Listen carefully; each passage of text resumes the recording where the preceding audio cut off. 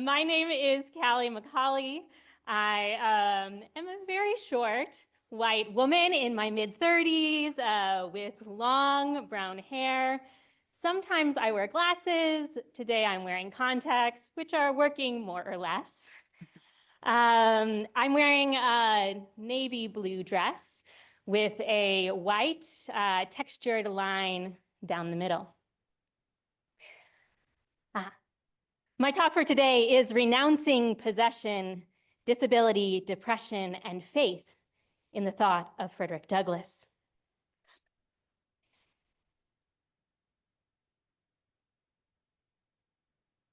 At just 9 years old, Frederick Douglass, enslaved in Maryland, already recognized the injustice of captivity.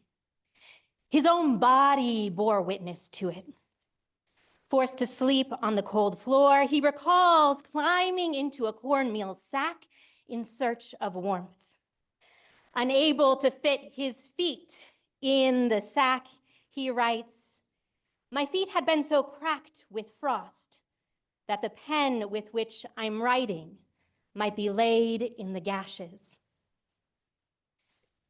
Pain, blisters, and splitting skin testify not only to the brutal conditions of his own enslavement, but also to the broader conditions, the broader violence of the system itself. Just as the plantation disfigured individual bodies, Douglass's pain foreshadows what he would later make explicit in his 1881 article, The Color Line, that American society itself, metaphorically speaking, suffered from a debilitating, cracked foundation. When disability functions as metaphor in literature, it is often used reductively as a symbol for moral failure, human weakness, or societal decline.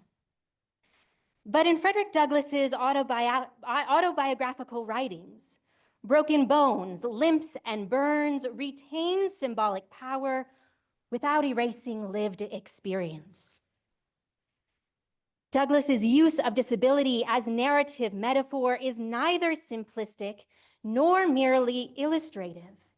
It carries rhetorical power because it arises from the material realities of disabling violence on the plantation and resonates with the more than symbolic dimensions of disabled life.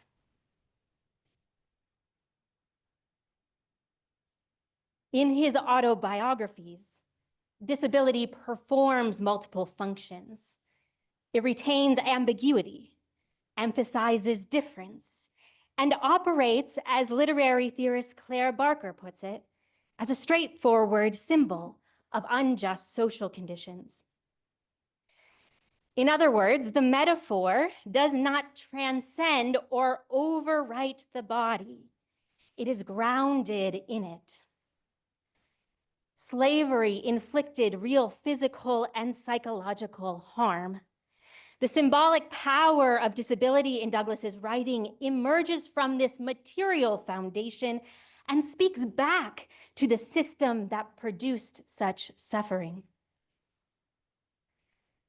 The rhetoric, then, of protest, persuasion, and truth in Douglass's work is not only grounded in the flesh, but also animated by what lies beyond the material body. As Julia Watts-Belzer writes, we live in a world in which the body matters. Yet in acts of spiritual resistance, individuals may also come to know the wisdom and holiness of their own bones. For Douglass, young faith confirmed what his body already knew. The plantation was evil and his life had meaning. He explains, without any appeal to books, to laws, or to authorities of any kind, it was enough to accept God as Father to regard slavery as a crime. This spiritual grounding did not erase the pain. Rather, faith fortified Douglas with the will to escape his entrapment. Suffering, cold floors, bleeding feet, broken flesh, could not undermine the liberating knowledge that he was, in the eyes of God, a somebody.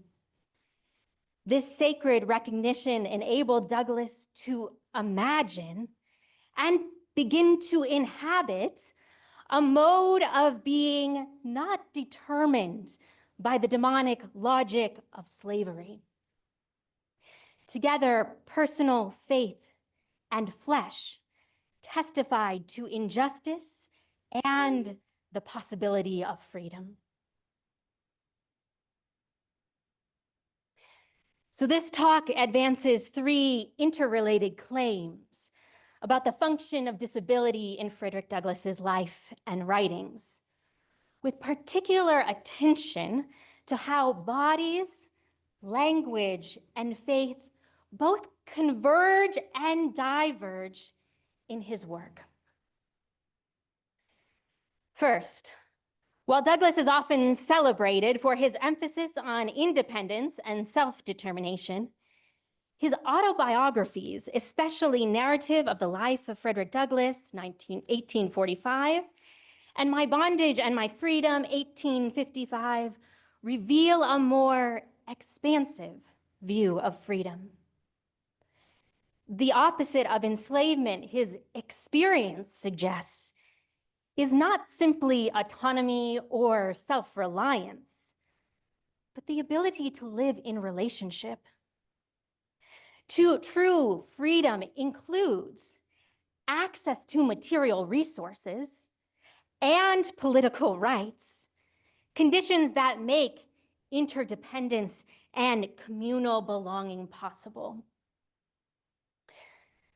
Second, Douglass challenges 19th century racialized discourses that pathologized Blackness by aligning it with disability and dependence. He counters these tropes by portraying disabled people not as passive recipients of suffering, but as active participants in both the perpetuation and resistance of slavery. As Dennis Tyler argues, Douglass never renounces disability. Instead, he imbues Black disabled people with agency and resolve. Finally, Douglass repeatedly places disability and faith in conversation without framing faith as a cure. Rather than erase pain and suffering, his lived experience gestures towards a form of human flourishing that integrates agency and kinship. In contrast to readings that emphasize the individualism in Douglass's work, I argue that his hope for freedom actually affirms the theological and political value of interdependence, where disability and agency are not in opposition, but co-conspirators in a shared struggle for liberation. While Douglass wrote long before the disability justice movement, founded by Patty Byrne, Mia Mingus, and Stacey Milburn, his attention to interdependence, dignity beyond productivity, and the moral significance of embodied experience anticipates key principles of the movement. In his narratives, disability does not signify loss. It becomes a locus of human value and resistance. This insight opens up new ways to read Douglass as a forerunner of relational ethics that challenge not only slavery, but also the ableism that persists in theology and modern politics. You ready to jump in?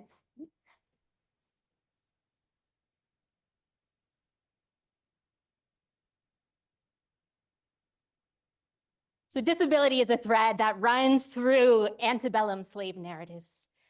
Frederick Douglass's autobiographical accounts of disability offer a crucial lens for critiquing racial social structures, subverting reductive stereotypes of disability, and ultimately reimagining possibilities of kinship beyond the brutality of slavery.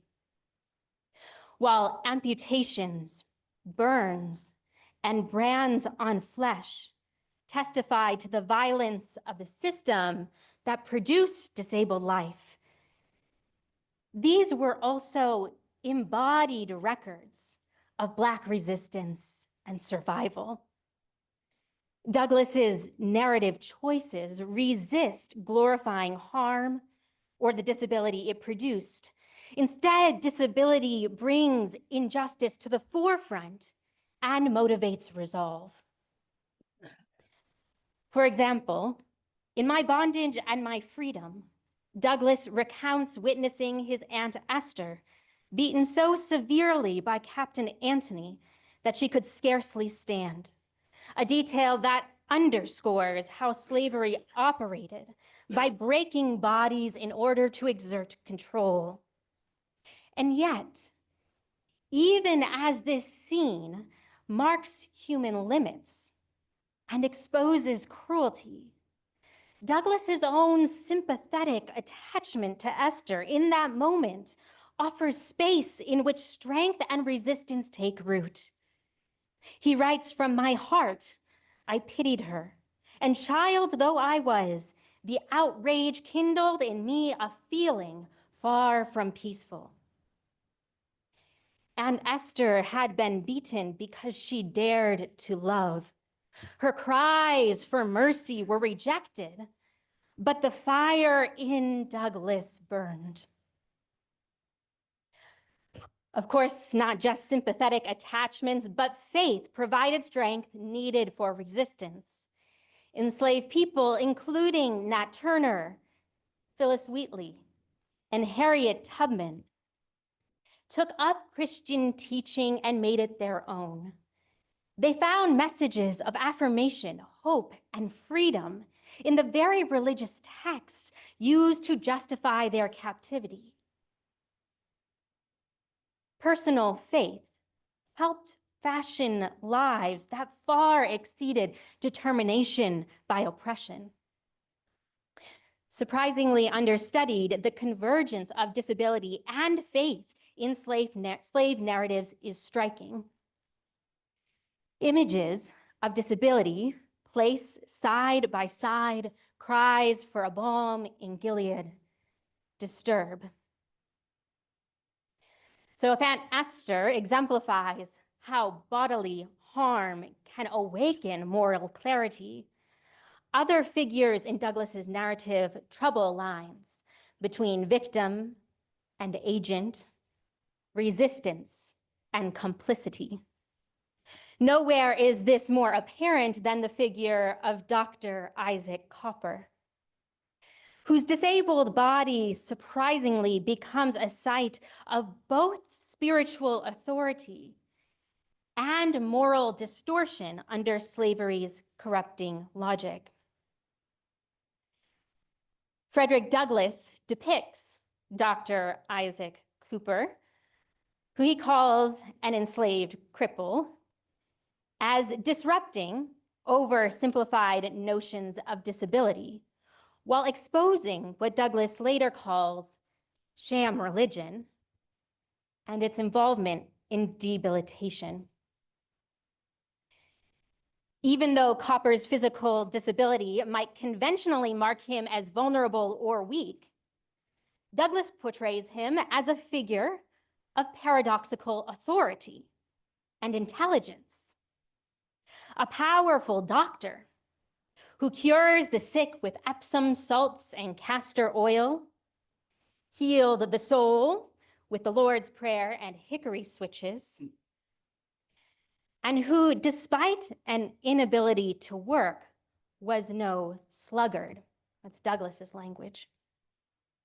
This immediate counter-narrative unravels associations between Blackness disability and intellectual lack, and demonstrates instead how disability does not inherently equate to incapacity or deficiency. And still, Douglas does not romanticize Copper's agency. Instead, he foregrounds how Copper's internalized, racialized violence, a violence figured by his broken body and distorted desires, produces religious instruction that physically and morally debilitated dozens of children sent to his schoolroom. Douglas writes, "Our devotions at Uncle Isaac's combined too much of the tragic and comic to make them very salutary in a spiritual point of view. Physical disability here points to the hypocrisy of slave-holding Christianity, since Dr. Copper forced the good news of the gospel on his students by exacting bodily pain. The institution of slavery debilitated Dr. Copper inside and out. But internal injury elevated his status on the plantation. Despite being crippled, which 19th century literature typically associates with incapacity, worthlessness, or being part of a higher plan, Copper commands respect and authority. He's presented with attentiveness and rapid intellect, which directly counters the stereotype of disabled people as passive or unintelligent. Copper not only acquired the prefix doctor before his name, but also had a surname, which underscores his claims to mastery and perfected obedience. In contrast to the assumption that God uses disability to demonstrate divine power, bring about miracles, portents, and signs, Copper's ascent to power on the plantation, gained through his alignment with the culture of the whip, serves as a damning indictment of a system that rewards complicity and further entrenches suffering at multiple levels. Douglas uses the figure of Dr. Copper and the violence he inflicts through religious education to complicate the beneficence of Christian teaching. The plantation corrupts both Dr. Copper and his pedagogy. At the same time, that very corruption and alignment with white mastery increases Copper's standing. Here, a disabled enslaved person inhabits power and importance, perhaps as a survival strategy or perhaps as a way to reclaim dignity. Whatever the reason for his participation in the violence of the plantation, his relative freedom comes at the expense of flourishing life. Through Copper, Douglas demonstrates how slavery debilitates its subjects, both physically and morally, twisting faith into a tool of oppression and transfiguring victims into perpetrators.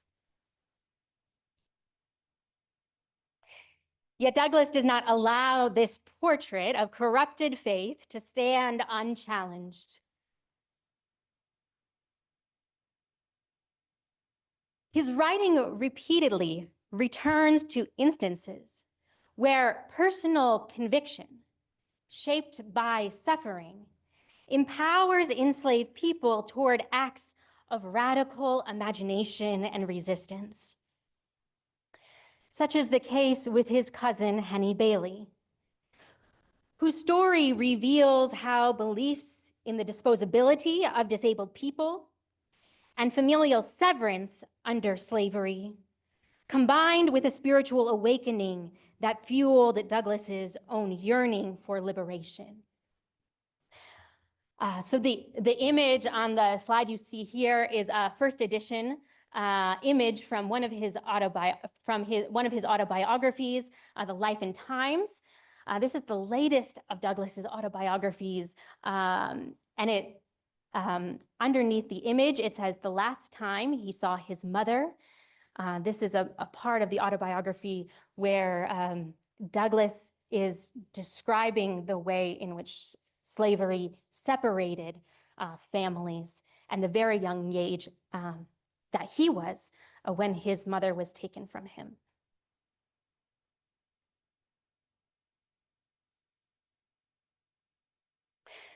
When she was a child, Henny had fallen into the fire and burnt her hands so bad that they were of very little use to her. Since Henny's commodified worth was connected to her capacity to work, Captain Auld sent her away to burden his brother, Master Hugh. Douglas writes, "Of little more value than a horse with a broken leg, this unprofitable piece of human property, ill-shapen and disfigured, Captain Auld sent off to Baltimore, making his brother Hugh welcome her.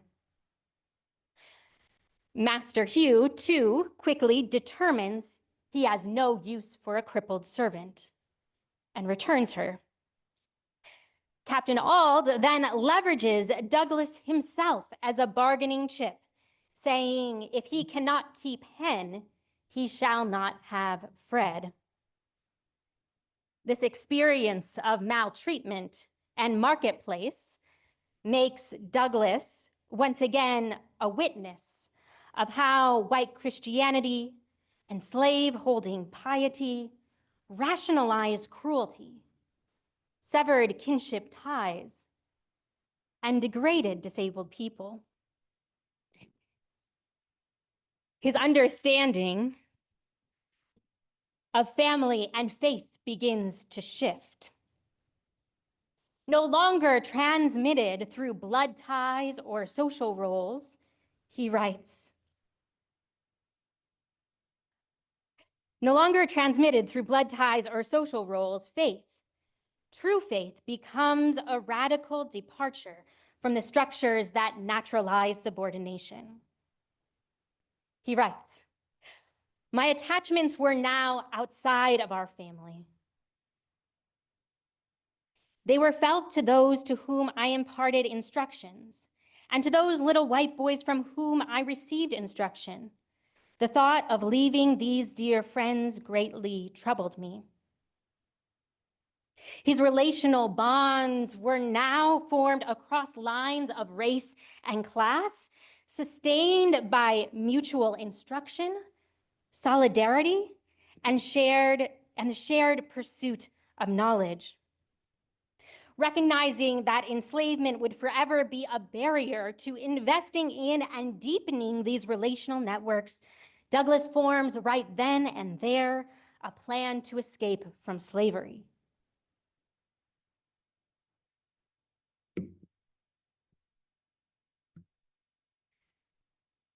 In Baltimore, even within the constraints of enslavement, Douglas had begun cultivating a form of collective belonging.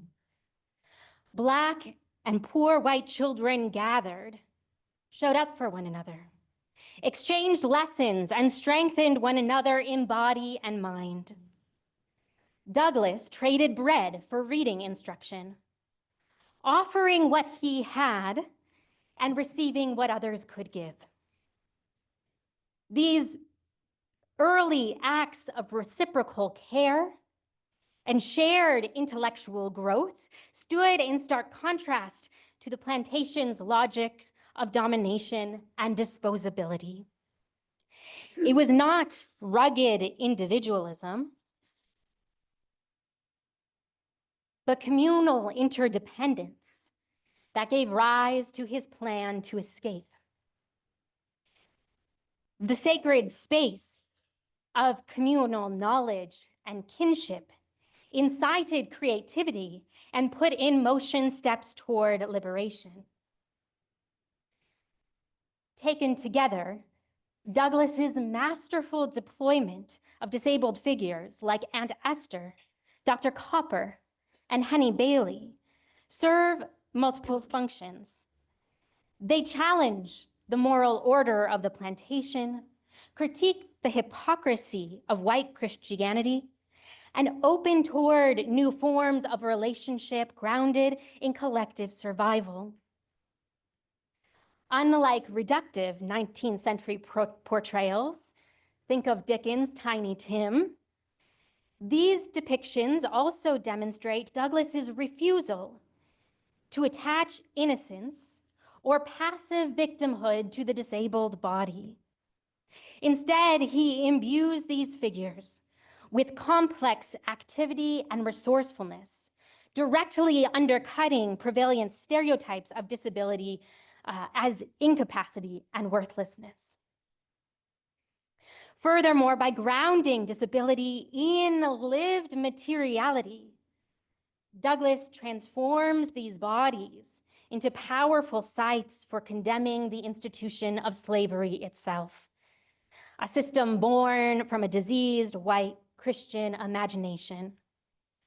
Crucially, in recounting these stories, Douglas not only critiques the racial social structures that produce such profound harm, but also gestures towards a radical rethinking of kinship.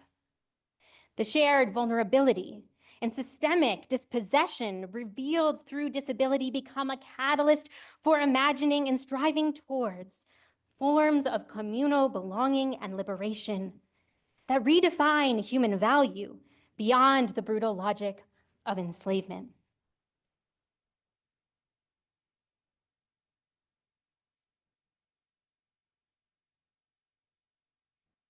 Scholars often reduce Frederick Douglass himself to racialized caricatures of Black arrogance, pride, and self-interest, stereotypes rooted in the portrayals circulated by white abolitionist rivals, including William Lloyd Garrison and Maria Weston Chapman.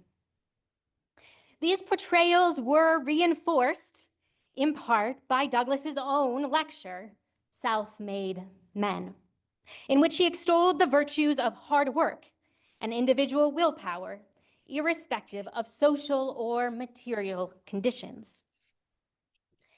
Yet this image of Douglas as a paragon of rugged self-reliance, independently making his way out of slavery and through the deeply embedded racism of the world, obscures the emotional and psychological complexity of his life. Douglas experienced periods of debilitating depression and grief, during which he struggled to get out of bed. He expressed despair after the Dred Scott decision and intense sadness following the death of his wife, Anna Murray. Focusing on this grief and emotional withdrawal reveal a more intimate Douglas, one attuned not only to structural injustice, but also to the ethical necessity of human connection and care. In this second section, I suggest this emotional register complements rather than contradicts his overarching political commitment to preserving the Union and achieving racial equality.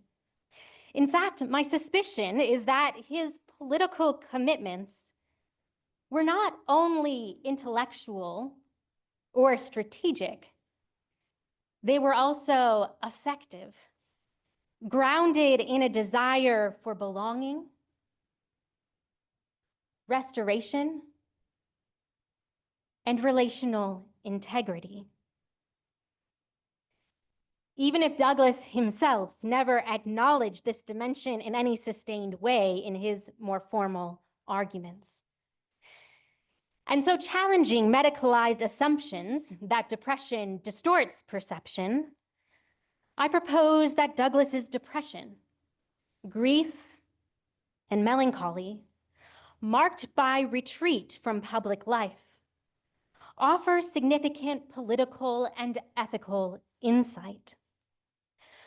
Rather than signs of failure or weakness, they illuminate his longing for family, community, and well-being. Desires consistently thwarted by an anti-Black world designed to deny such forms of flourishing. If readers do not pathologize these episodes, they become sites through which Douglas confronts the cost of freedom, the emotional labor of survival. So by 1851, now free, Douglas faced serious illness that impeded his travel and temporarily silenced his public voice. For nearly 5 years, he experienced a succession of severe relapses during which he was unable to write. In a letter to his confidant, Julia Griffiths, he described the onset of illness. First, bilious fever, sharp, sudden, and severe, brought on no doubt by overexertion and incautious exposure, prostrated my energies and confined me to my room.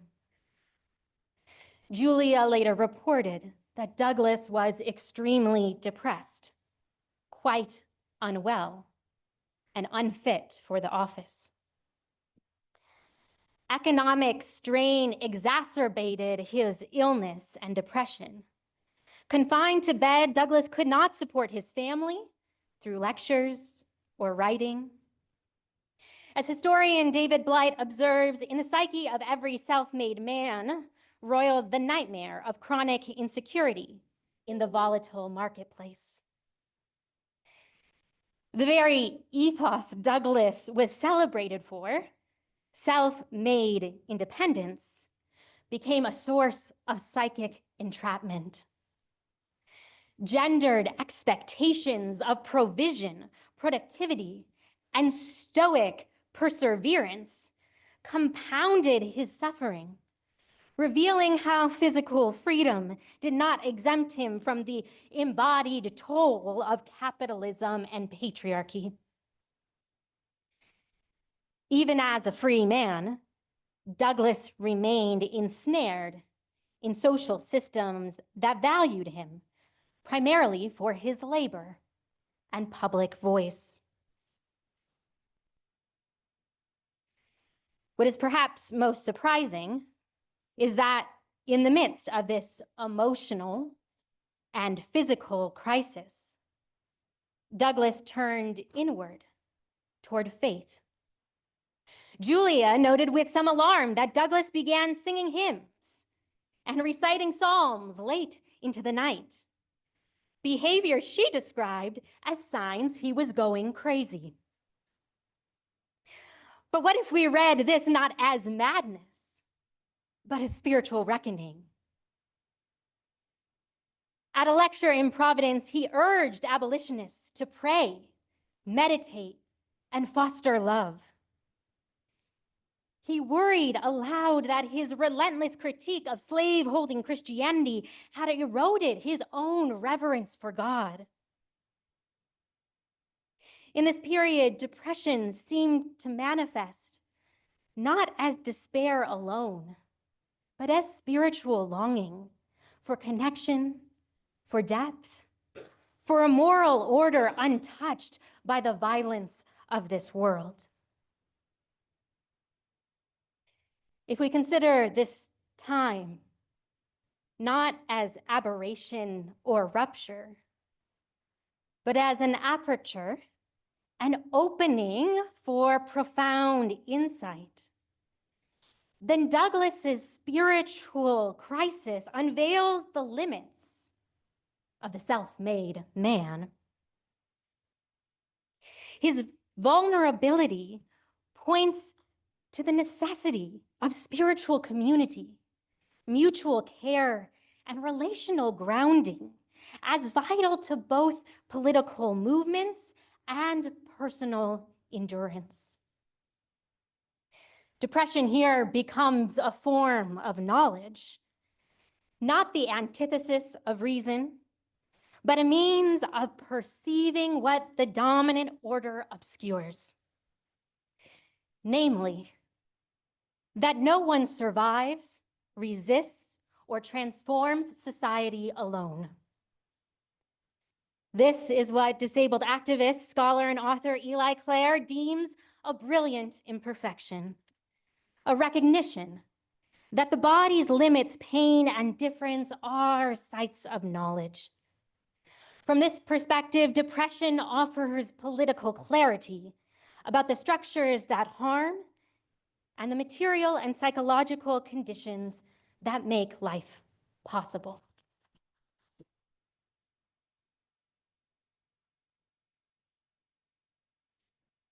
A second wave of despair, this time collective, swept over Douglas in 1857 after the Supreme Court's Dred Scott decision declaring that Black people, enslaved or free, could not be US citizens and therefore had no standing to sue in federal court.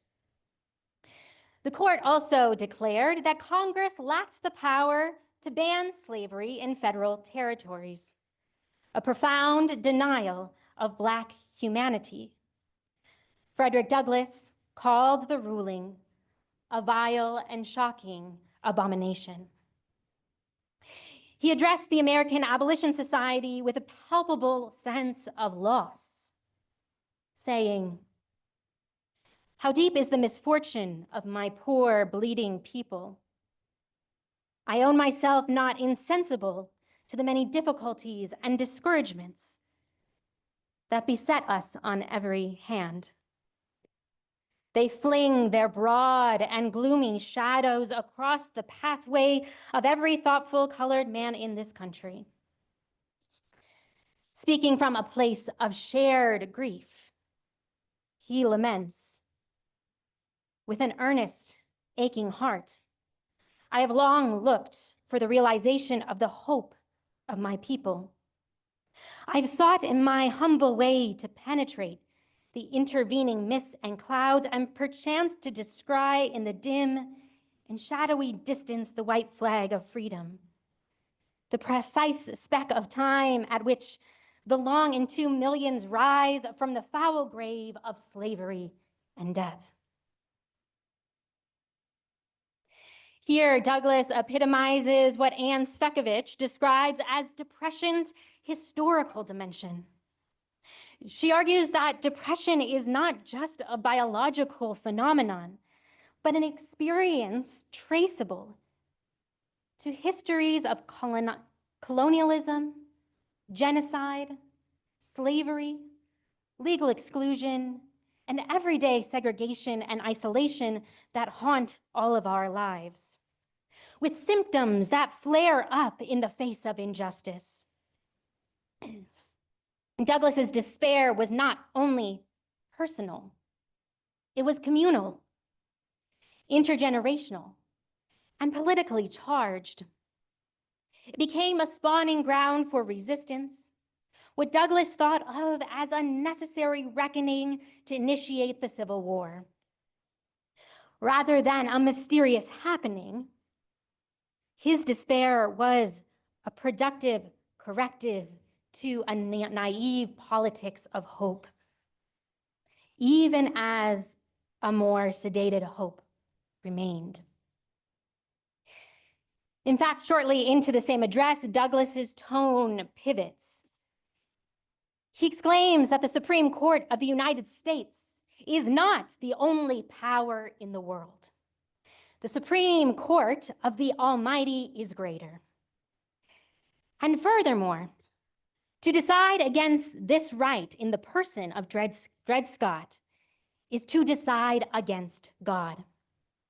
It is an open rebellion against God's government. Turning to natural law theory, he argues that human beings cannot change the essential nature of things. If divine providence plays any role in human history, Douglas believed that God was now stirring the conscience of the nation. In his words, keeping the nation awake, preparing people for the lightning, whirlwind, and earthquake ahead. Douglas concludes by calling on the spirit of insurrection to guide the response.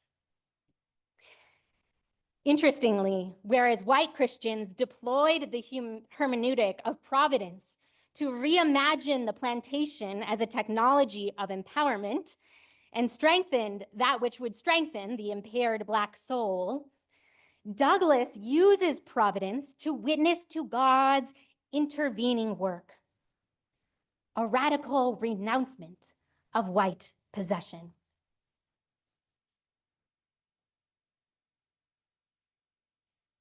Many women supported Frederick Douglass throughout his life, both within his personal circle and as fellow activists, including Susan B. Anthony, Elizabeth Cady Stanton, and Harriet Beecher Stowe. These women contributed finances, challenged him intellectually, as well as promoted Douglass's newspaper, the North Star, and organized his talks. In turn, he attended the 1848 Seneca Falls Convention, a document from which is featured on the screen here. And he signed the Declaration of Sentiments. But as historian Lee Foe notes, these women have been conspicuously absent, not only from Douglass's autobiographies, but also from the archives. The most glaring example of this omission is Anna Murray, Douglass's free Black wife, who raised money to buy his train ticket and provided him with a sailor suit disguise that aided his escape. In his longest autobiography, Life and Times, Anna is not even named, but merely referenced as my intended wife. And her image is also on the screen, middle-aged Black woman wearing some sort of perhaps scarf and pendant around her neck.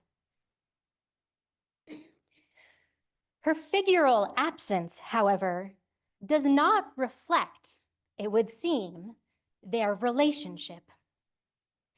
When Anna suffered a stroke in July of 1882 and, quote, pressing near the gates of death, died a month after. For months on end, Frederick Douglass fell apart with grief. And as David Blight explains, for perhaps the first time in his life, struggled to find the words to describe his loss. In a letter to Sarah Logan, he writes, "Mother was the post in the center of my house and held us together." He goes on, "Life cannot hold much for me now that she has gone." Douglass's intellect and prestige, garnered despite barriers only rivaled by hell itself, meant nothing apart from the relationships that stabilized his vibrant existence. His prolonged grief points to an inconsistency between his lived, embodied knowledge and what was produced in written word. This sorrow and driftlessness as a result of Anna's death, coupled with his earlier periods of illness, experiences of collective despair, demonstrate that for Douglass, freedom was never truly about individual accomplishment, separation, or stoic detachment. Instead, freedom was connected to the possibility of family for those that had been stripped of it on the plantation. Presence, support, and even the desire to be affected by intimate human relationships. Although periods of melancholy, grief, and depression are often dismissed as moments of personal failure, madness, or emotional imbalance, Douglas's experiences with depression are politically and ethically illuminating. They reveal a longing for connection and moral clarity in a society structured to deny Black flourishing. His depression exposes the enduring, embodied costs of survival in a world shaped by capitalism, patriarchy, and anti-Blackness, even for free Black men. In Christina Sharp's terms, it is life in the wake, a mode of enduring the afterlives of slavery in which the psychic and physical toll of freedom is never fully separated from the structure of captivity. Douglas's grief becomes a form of what Sharp calls wake work, an ongoing embodied response to Black social death that insists on care, relationality, and the irreducible significance of Black pain. Douglas's turn toward a theology of divine presence and providence in the midst of crisis then points toward a more intimate, relational vision of freedom, grounded in God's justice and one's affective ties. And his grief following Anna Murray's death emphasizes this gap between his public persona and lived experience. Douglas's life urges us to reconsider freedom, not as individual triumph or a story of overcoming difficult odds, but as the fragile, ongoing labor of human connection and collective endurance in the face of the effects of injustice on American society and conscience, akin to what Mia Mingus now calls access intimacy.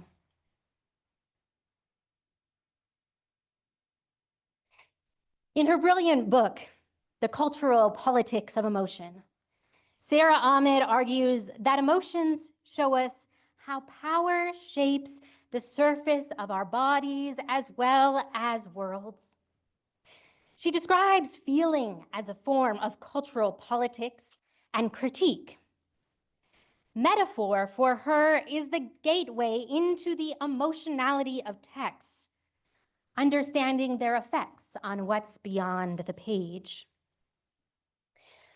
My analysis of Frederick Douglass's autobiographies and life also treats metaphor as a potential entryway into what bodies know. We've seen how disability in his narrative functions as more than mere metaphor by exploring the complex ways faith and disability converge through figures like Dr. Copper and Henny Bailey. Douglass condemns the dehumanizing violence of slavery, highlighting the inherent value of disabled lives, while also revealing how disabled enslaved persons sometimes navigated contradictory roles, even reproducing the violence of the plantation. This demonstrates his expansive view of freedom, which embraces lived reality and resists reductive portrayals of disability as either solely victimhood or inspirational triumph. Of course, it is easy to forget about or ignore the body. As Eli Clare writes, sometimes we who are activists and thinkers forget about our bodies, ignore our bodies, or reframe our bodies to fit our theories and political strategies. I'd add that when our embodied knowledge and academic theories become unhitched, our bodies often speak back to our theories.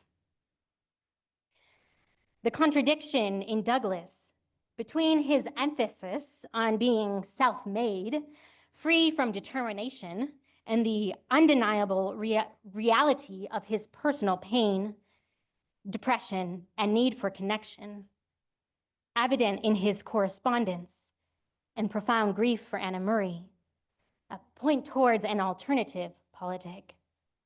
This politic is concerned with establishing the material and relational conditions that empower not only what individuals can do and be, but also their being in relationship with one another.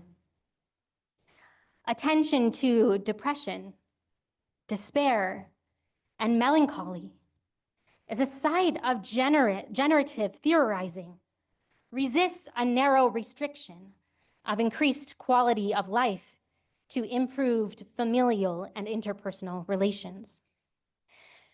Since reconciliation and radical structural reordering is also necessary.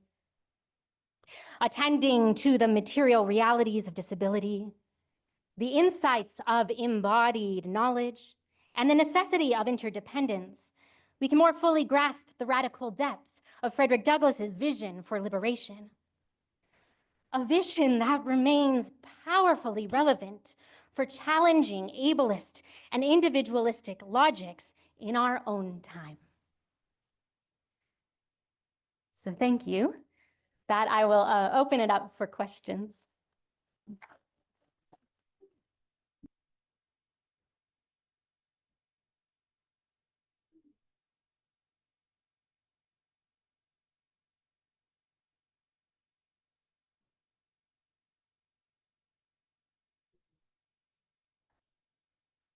Thank you again for that amazing presentation, and we will do like we have done in previous, where we will take one question in the room and one online and switch back and forth. If you need a mic handed to you, raise your hand and I will, someone will give it to you. I am sure. I think I will have Bill as the mic runner. If that is okay, Bill. Oh, no. Oh, Kevin is. Okay, so folks, I see Sam. Not that mic. Use Bill's mic. Oh, Sorry. what about the orange mic? Don't use the orange mic. Okay. The yellow one? Yeah. Got too many mics. Yeah. I need the exercise. Well, my favorite mic, Michael Jordan, but whatever. The yellow mic will do just fine. Thanks for the presentation. It's lovely to hear as an Australian. I don't know much of the history of abolition history, so it's really good to hear that aspect. And I've also read Frederick Douglass in the past, so it was really good to see this. My question here is probably more pulling what you've said into a theoretical space. It seems like there's that tension in marginalized spaces of the tension between survival, advocacy, and thriving, which kind of pulls with each other. Could you comment a little bit in terms of how to kind of keep that tension at play, especially in the space of disability ministry, advocacy, because at times to just survive is not a great place. To just advocate is not a great place. We want to move to thriving, but there's a perhaps like Martin Luther King Jr. says, the arc of the moral universe is long. The arc of the thriving universe might be long, and survival and advocacy might have a long arc before thriving occurs, or maybe, yeah. Mhm. Yeah, I love that you're pulling out that that constellation, which I agree. I think it's best when they're together, because social justice work and advocacy work is hard and it's never done. And so what I find in Frederick Douglass and what's helpful is an emphasis on rest, on relationship and friendship, and on faith. So as I talked about a bit in the lecture, when he doesn't find rest, and when he finds himself drifting from his grounding in his faith in God, that's when he also experiences some of the darkest moments of his life.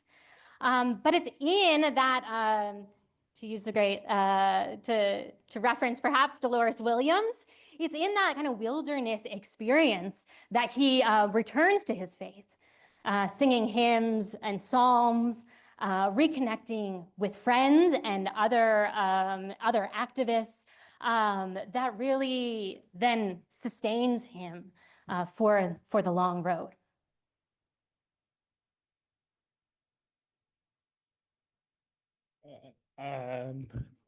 Angela, Question here. Oh, do you have one? Okay, and then I see one, I forgot your name. Joel, Go with Joel first. she needs the mic. You got the mic, Bill. Be like Mike. Don't My get, question as I'm walking over there is, did he have a depression? What was his emotional state during the Civil War?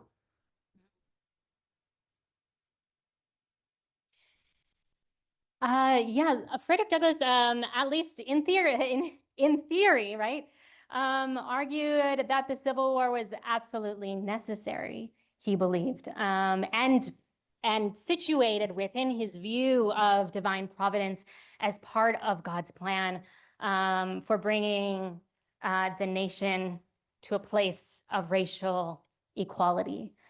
I think it's possible to press Frederick Douglass on this point, but ultimately, much of his writings during this period express much of what we saw in the Dred Scott decision. A sense of speaking collectively about loss and yeah, a sense of kind of a collective sense of loss and longing. And at the same time, trying to undergird that with a bit of hope in possibility for what could be. And I really think this sense of possibility is rooted in Douglass's own lived experience that stems back from his childhood. This sense of learning alongside of poor white boys, and his activist work, although there was always tension and anger, and yeah, collectivity is never perfectly manifest, as we've talked about the past few days.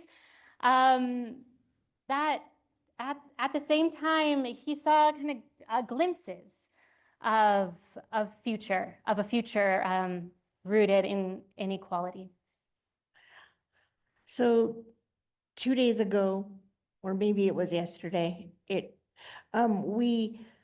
we heard a presentation from someone who, I didn't catch his last name, but his first name was Ryan, where he was trying to give us a clue like, hey, it could be that Black people don't want to come to this conference because they don't have the same construction of disability.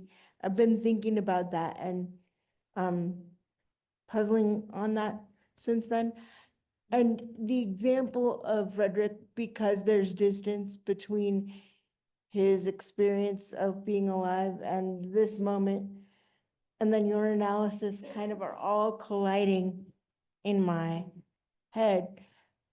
When you think about what we heard in the discussion from the presenter who is working on his PhD about different Black constructions of disability, and then you look at Douglas as a public figure of note in, looking back, what, if anything, do you want us to pay attention to? Mm. Yeah, thank you for that question. I am really grateful for Robert's work, and I look forward to learning more from him. And I'm really grateful that I felt he set the groundwork for this presentation in many ways. So a few years ago, I published an article in the Disability Studies Quarterly called Signs of Grace, where I talked about how in the 19th century in particular, Blackness and disability were connected as symbols. So disability was used to by white plantation owners to justify subordination. Both kind of historical, the social subordination on the plantation, but also with respect to faith. So there was a sense that Blackness meant you're intellectually inferior, kind of necessarily biologically disabled, and therefore kind of in some sense were due an enslaved position on the plantation.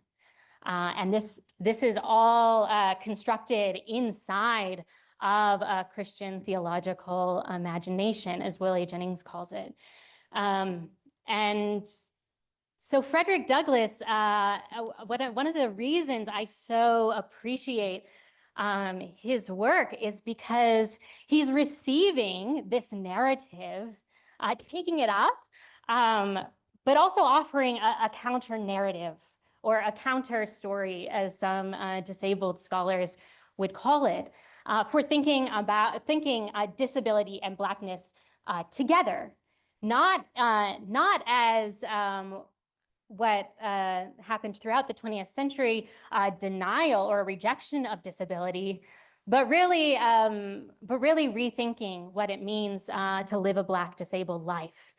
The agency that's there, the resistance, but also like in the figure of Dr. Isaac Copper, the internalized racism and violence that would lead one to participate in what we might now call ableist patriarchal plantation logics. Nope. Yellow mic, go ahead. Thank you, Dr. Micale, for this paper. I have a quick question and then a real question. So my quick question is this part of a greater work that is published or will be published that we can read? Mm-hmm. That's the quick question. That's the quick question. Yeah, so I'm currently working on a book project. I've been playing with the title, but at present it's called something like Crypt Conversion, Narratives of Disability and Grace. And it really traces symbolic associations between not only disability and Blackness, but also disability and a capacity to work, disability and dependence, as they're construed kind of inside theology in the 19th and 20th centuries. Yeah, thank you. I'm fascinated by Frederick Douglass, so I was very eager for this paper. And it's clear, I think, from your paper and from reading Douglass that embodied experience is a source of authority. It's how he goes about his political work, his spiritual convictions. I'm less convinced that spiritual convictions are a source of authority.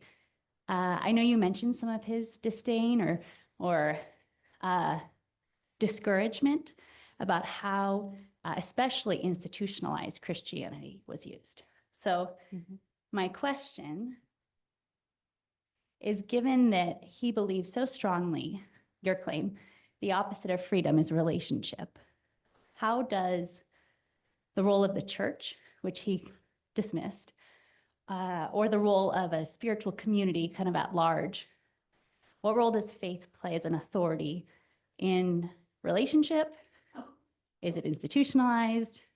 How does that connect? What role does faith play in interdependence, if not the institutional church? Yeah. So I want to say two things. Fabulous question, and I'm sure I'll be chewing on it for a long time after this.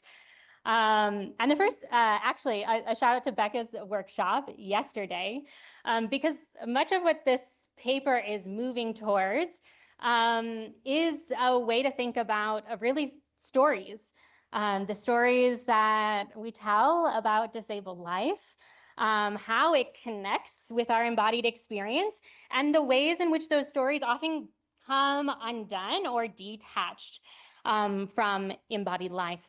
So in the first part of the lecture, I was really trying to emphasize the way in which Douglas's embodied experience kind of manifests in his autobiographies with a deeply embedded embodied knowledge that I think is there. And then in much of his public writings later on, how some of that falls apart. And he does rely on rhetoric and logics of modernity as a political strategy to make his point. And yeah, so there he does appeal to divine authority, God's authority in contrast to that of the Supreme Court.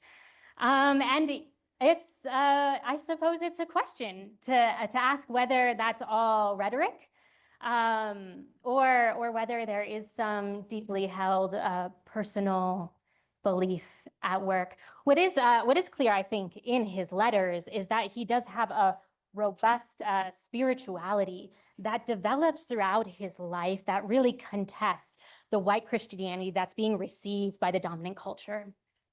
Hey there, Thank you. we're at time. This has been in the back.